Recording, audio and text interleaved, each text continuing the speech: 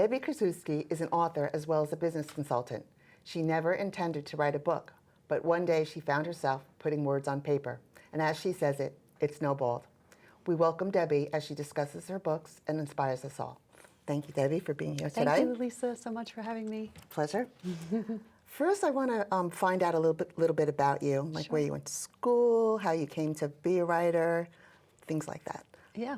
Well, I grew up here in Mamaroneck, so I did go to Mamaroneck High School. I went to Central and Hommocks as well. I went to Iona College, undergrad, and for graduate, I went to the University of Bridgeport in Connecticut. Oh, wonderful. So what did you end up majoring in? Business management, Oh. an MBA and a BBA, yeah. Oh, but that's why you're a business consultant as well. Correct. Okay, I think it's really interesting, though, how you started writing. And again, like you never envisioned that for yourself. No, I mean, I wrote as a child, for school, and, you had to write essays all the time. I dabbled, for fun when I was a kid. I did write a book in my 20s just for fun, but it ended up, just disappearing, which is not important anymore. You told me that it was just gone. Yeah, it's a variation of reasons, but it's all for good reasons. Yeah. So always kept Wasn't it in meant to be that book. No, it wasn't. It wasn't. So I never thought of being a writer at all. And just one day, I just started writing a story, and I wanted to dig a little deeper, so I kept going. And then a voice inside just said, "You got to keep doing it. Don't stop. Keep going." So But how about your vision board? That was an interesting story too. Yeah, so I had created a vision board after my last consulting job, and I had a few things in the works that just big giant walls, came and Wasn't blocked working me. for Yeah, you. it wasn't working out. So I had an office, and I was like, okay, I need to rethink of what I'm doing and where I want to be. So I put together a vision board of all the jobs I ever said I wanted to do, projects I wanted to do, knowing that, not all of them were still in my heart of what I wanted to do or be. I just wanted to put them all out there and see what really I felt, and writing was not on there. That sounds like it was a tough time, though, in your life, like to not be sure where you were headed. No, I don't think so. Good. I mean, I knew something was different. I knew something was Right. changing, so I had to really listen to, my inner voice of where I needed to be. And So it was very positive. yeah, Obviously. yeah, you have Here, to 'cause look here at it you always. are. Everything you have to look at as positive, Right, even right. if it's not a happy, exciting thing. So But you said that writing was not even on your vision board. no, not at all. Yeah. Okay, so what did you do after that, after your vision board that made you come to this place? Yeah, so I started working on a few different businesses. I decided to revamp my consulting business and focus on different avenues than I had been focused on. Really explore some things like an identity management program that I had worked on a few times, but I really didn't dissect into really putting it on paper and being able to present it. It just kind of happened that I was able to fall into a few projects. That I put together a clothing line. I started an online dropship business. That's an Amazon model. I have a few other things that are still in negotiation and discussions. So a few things, but not writing, that's for sure. Okay. Well, I actually want to get right to the books Okay. because they're fabulous. All right, let's talk about, you have actually 5 things in the works in the way of books. In the way of books, yes. So I have 2 books that are currently published, Precious and Fragile Things, and the Hold sequel, them up for Live everyone to to see. Tell. Okay, Precious and Fragile Things. Then this is the sequel. The Am sequel, I right? Live Okay, to Tell. correct me if I say anything wrong. No, you're good. All right, Live to Tell. Beautiful. Thank you. All right. Now, what do you first, okay, so then you have the other 3. Right, it's so this I'm one. writing the sequel to this series, the 3rd book in this series. I Oh, don't have another it. one, okay. Yeah, I don't have a title yet. I like to wait till I'm in the middle to decide what it should be called. And then I do have a 3rd book completed, and I now have an agent that I'm working with and a professional editor through my agent.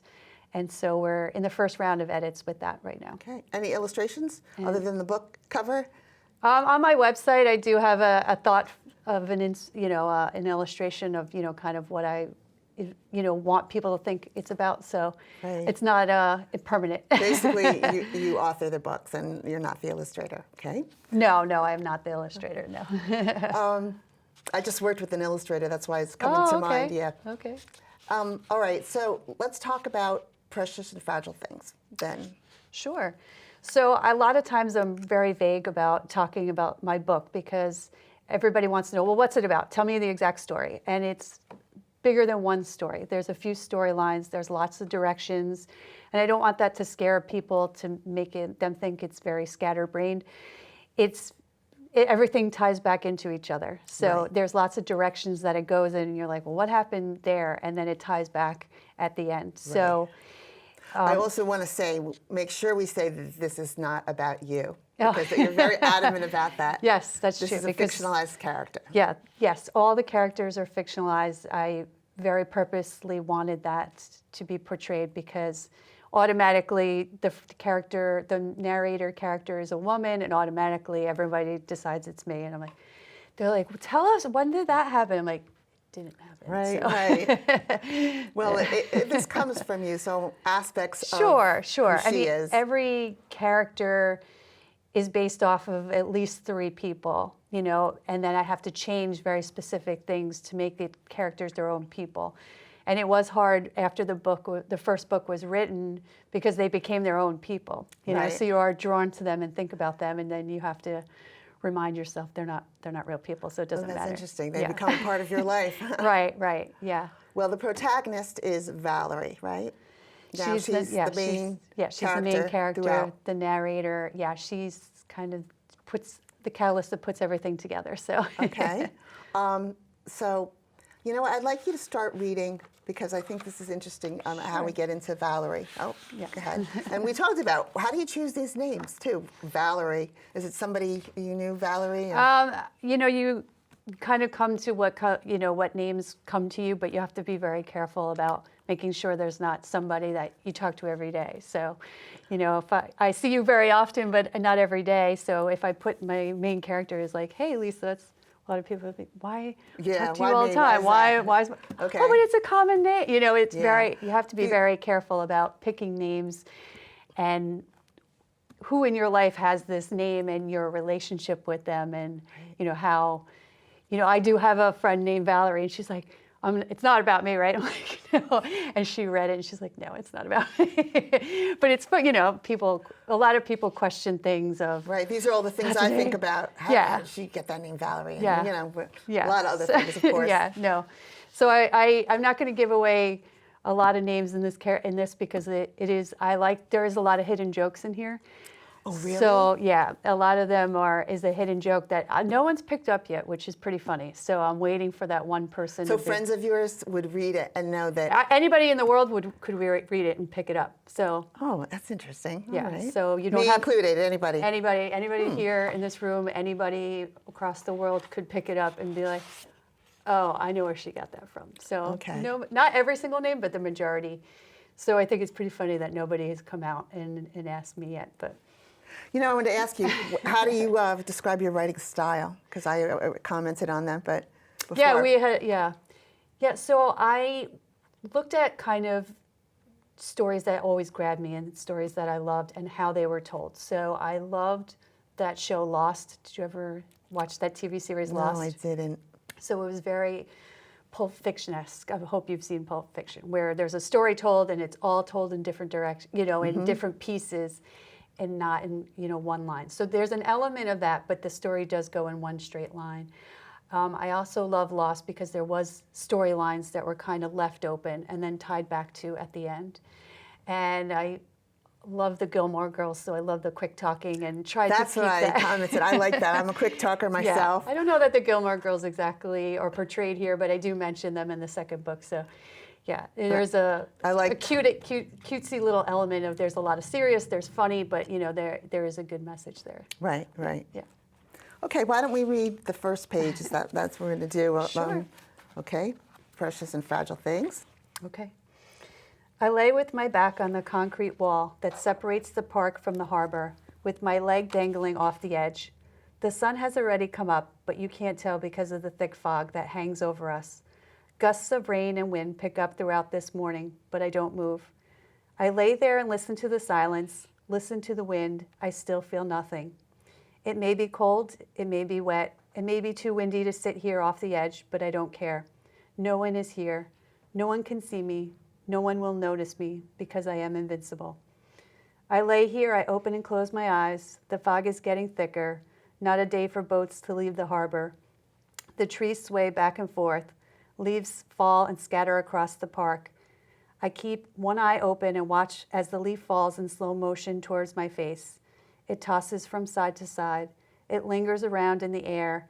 It gives away drops of rain and slowly finds its perfect spot, landing on my face. I close my eyes and hope to feel it, but I can't. I still feel nothing. I take a deep breath and wait for it to fade away. I don't know how I got here. I don't understand why my life ended so soon. But as I lie here, I feel less and less. Eventually, it all fades away. I grasp to go back and fight to go back. I resist the darkness until it takes over me. If God has a master plan that only He understands, I hope it's your eyes He's seeing through. Precious Depeche Mode. Okay. So what made you make this your first page? It actually took me so long to write that first page, believe it or not. I wrote it because it sets the tone for the whole, well, actually, yeah, 3 books now, right? Yeah, in this series, yeah. It sets the tone. I wanted to set a feeling. I want people to be in the feeling of the character and be kind of not vague about understanding what it is and intrigued to want to know more. I think it says a lot of things that are mirrored in the story. You know, a lot of being lost, a lot of the darkness, a lot of vague. The different emotions, Yeah, different emotions that we all go through. And it is a rebirth, so it is. The book is a rebirth. Well, the character goes through, this is a rebirth. rebirth. So that means a lot of things to a lot of different people. And as we're you'll all see reborn through the in different series, ways. as you see through the series, it does mean a lot of different things. So, it was very grabbing. A lot of people, I did a lot of beta readers before I went to publishers. Beta readers? Yeah. So you ask a bunch of people to either read the book or read some passages and get their feedback on what they think. So I had a bunch of beta readers. Some read the book, some read only that first page, and I got a feedback from them. And wonderful! I didn't know others did that. That yeah. Makes These sense. are things you learn as you go along the way. Yeah, it's a learning process. So, certain people, I only ask them to read that first page, and just like some people that are readers that read one book and pick up the next book. Some people that don't read. And I was like, well, what would you think if you read that? And they're like, I want to know more. So I like that. So first it was page a grabber. too. I felt like it was a grabber, and it just starts the story and really takes off from there. Yeah, it grabbed me. I liked it very much. Thank you. I appreciate that. Okay. So now what's next? We have another passage in. You want to go to the next passage? Yeah. Okay. And then if not, we'll refer back. Right. You want to do that? Sure. So this is a passage from. This is a passage from the middle of the book. So, what page are we on? We're on page 130. I apologize for that. Nope.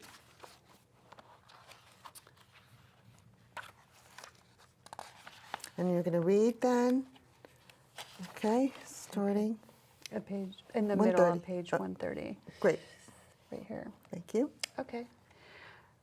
After takeoff, I closed my eyes and realized I hadn't thought about Christopher in days.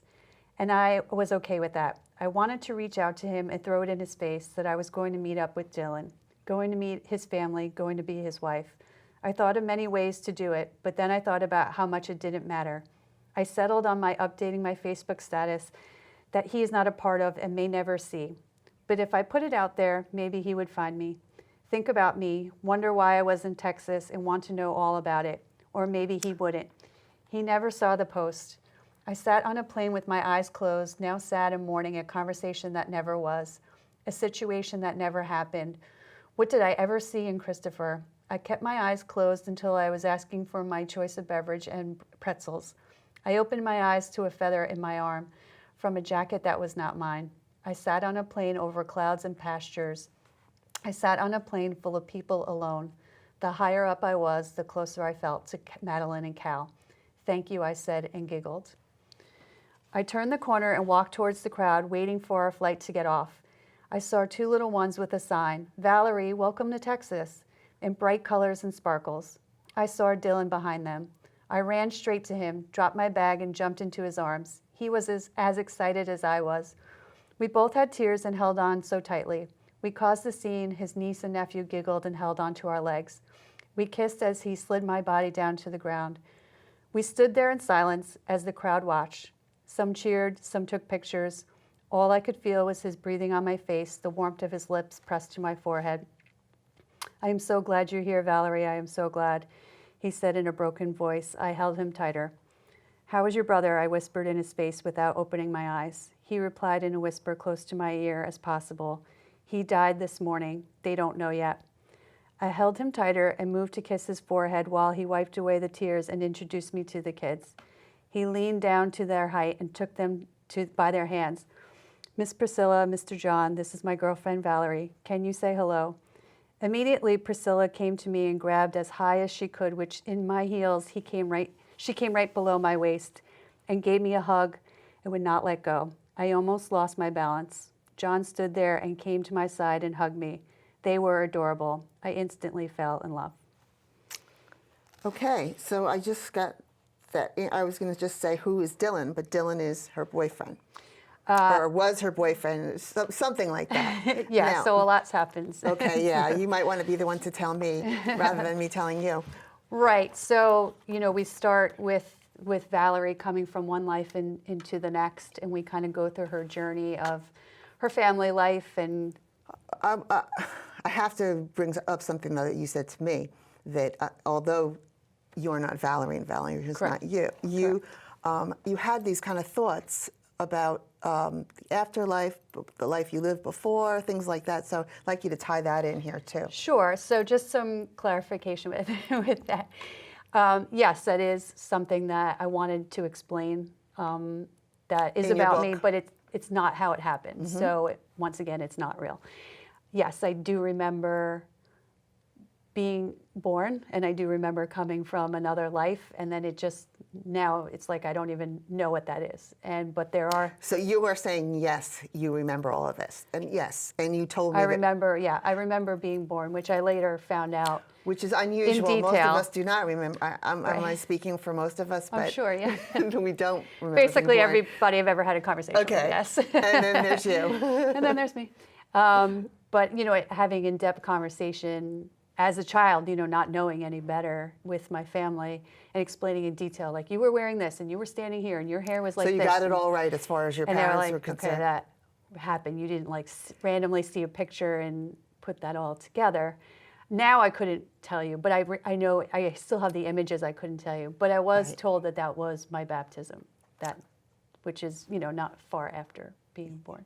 Most people, we talked about this. I think that there's a certain age that most people don't remember before. I thought it was 5, but some people say it's 3, that you don't remember anything. Yeah. Before that time, but you do obviously, and I'm sure you're not alone. Yeah. I'm sure you're not the only one. Well, maybe I'll find somebody through these books, Right. Yeah, so somebody will relate to that. Right.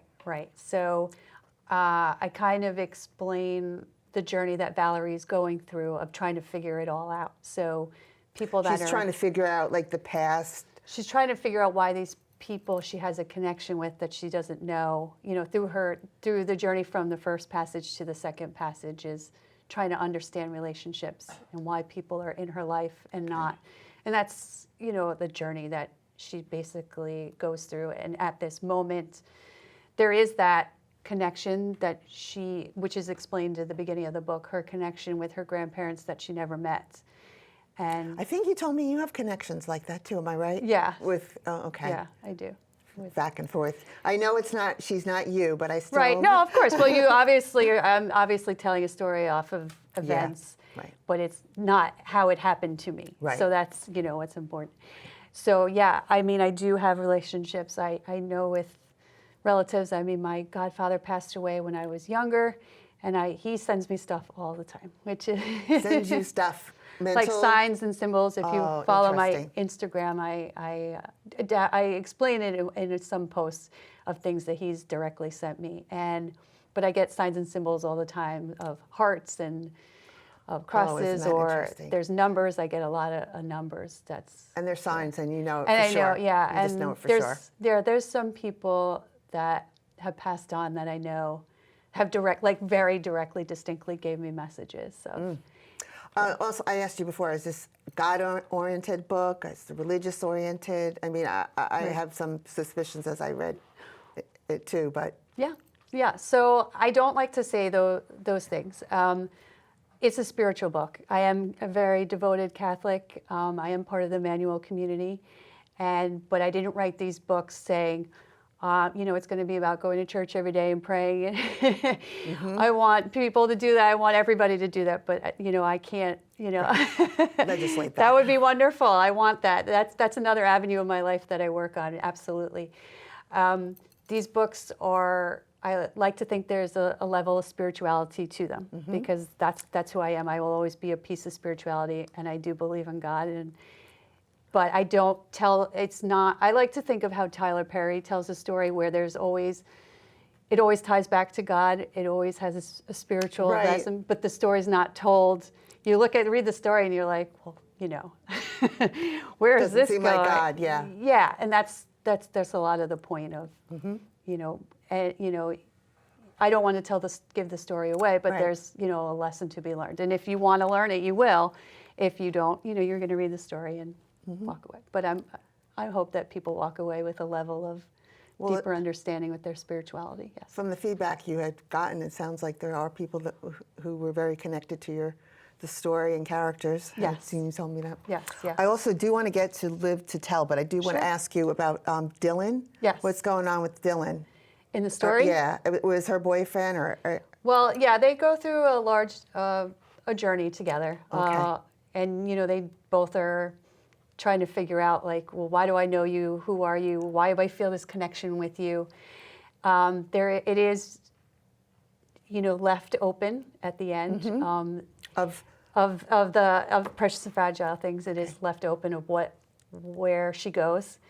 The start of the book may think it's given away, but it doesn't. So Live to Tell. Okay. Yes. As the sequel, you had told me there were a lot of loose ends in Precious. So I wrote the first book, and I originally wrote it saying I want it to be open-ended, and I want people to have their own interpretation. And I wasn't done with the book. I didn't realize that when I wrote it, because I was connected. You felt like you had to write more. Yeah, I was connected to the characters, and I was it just bothered me that it wasn't finished. Right. And my godmother had encouraged. She'd been helping me with some of the editing, which was extremely helpful. And she said, "You have to keep writing." Right. And you did, because now you're on the third, right? Yeah. I do want to get to that passage, though. Yeah. Okay. Let's do that. Sure. The creaks from the floorboards sang a harmonious song that I never heard before. There was no TV playing in the background, no singing in the shower, no patter of feet running from room to room. It was just me alone in my house without my husband. I wore a new title, Mrs. Valerie Zavala, a widow. I was a widow. I didn't know how to come with that title. Is there a class? Do I need a certification?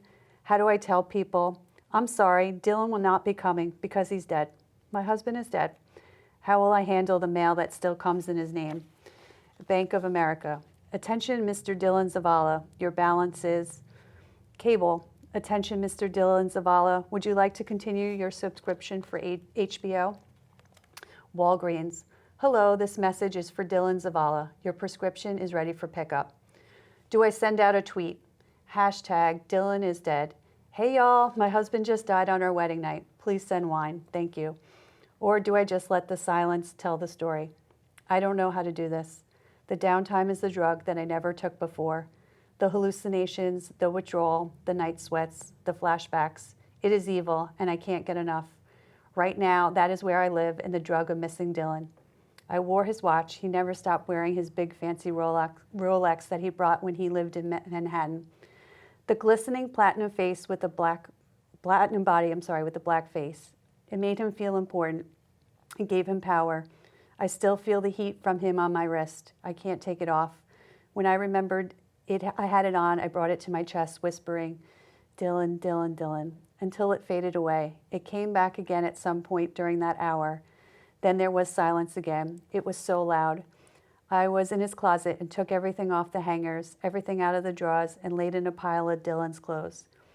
His socks on my face, his boxers on my tush, his favorite red, white, and blue flannel draped across my chest. I hugged it and smelled it until the feeling was numbing. All of this in the silence, in the dance that my brain, when Dylan wasn't occupying the space. Dylan, Dylan, Dylan, I repeated, the hour must be up. What will I do for the rest of the hour I have left? I don't know what to do with myself. I listen to the silence, the creaks from the floorboards. I listen for Dylan. Beautiful. So why don't you tell me about that passage? Well, you know, it tells a lot of this, where we left off and what had happened, and it's the beginning of the next chapter and what happens for Valerie. And I think it's a loss, and I think that everybody has a loss in their life. If it's, no matter who it is, somebody has lost somebody close to them or will. Unfortunately, that's where we are.